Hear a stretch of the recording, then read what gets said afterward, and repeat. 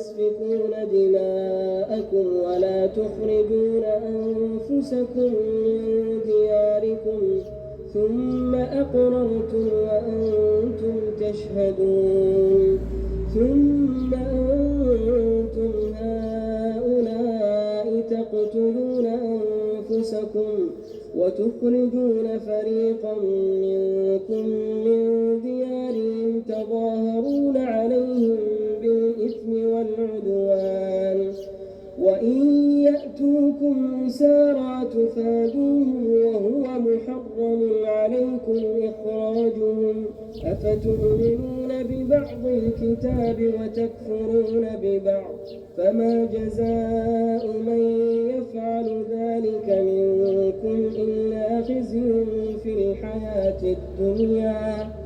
ويوم القيامة يردون إلى أشد العذاب